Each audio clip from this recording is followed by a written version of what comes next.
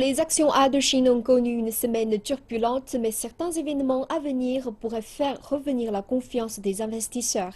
Parmi eux, un second tour d'audition sur de nouvelles lois qui pourraient entrer en vigueur avant la fin de l'année. Plus important encore, une réforme des introductions en bourse. Celle-ci fait espérer un système d'introduction basé sur l'enregistrement, attendu depuis longtemps.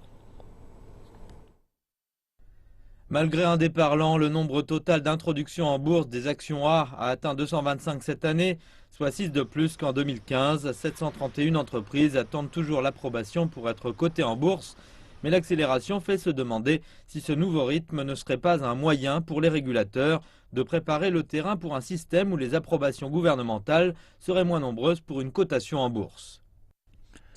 Cela ne veut pas dire qu'un système d'IPO basé sur l'enregistrement devra attendre pour se déployer et que 700 entreprises sur la liste aient toutes été introduites. L'arrivée d'un nouveau système se fait de manière graduelle. Il est vrai que les régulateurs font face à beaucoup de pression, la liste d'attente étant longue, mais nous ne pouvons pas dire que l'accélération des introductions en bourse soit entièrement due au système à venir. Au même moment, la loi sur les produits financiers fait l'objet d'une révision qui devrait être finalisée au cours du deuxième trimestre de l'année prochaine. Les changements seront faits pour punir les conduites qui violent la loi, ainsi que pour exiger des rapports financiers plus réalistes de la part des entreprises cotées. Ces changements pourraient aussi donner aux régulateurs la confiance nécessaire pour procéder aux introductions en bourse plus rapidement et ainsi permettre de s'engager dans la voie d'un système basé sur l'enregistrement.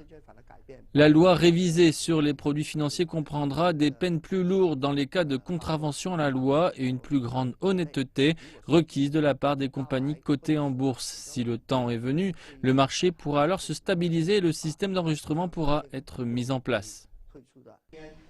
Personne n'est certain que le nouveau système soit prêt à temps pour la nouvelle loi, mais on espère que l'accélération des introductions en bourse pourra se perpétuer. Selon EY, les PME manufacturières demeureront une force motrice pour les nouvelles IPO de 2017. L'initiative Made in China 2025 aura besoin d'un accès amélioré aux fonds pour les PME de manufacture high-tech.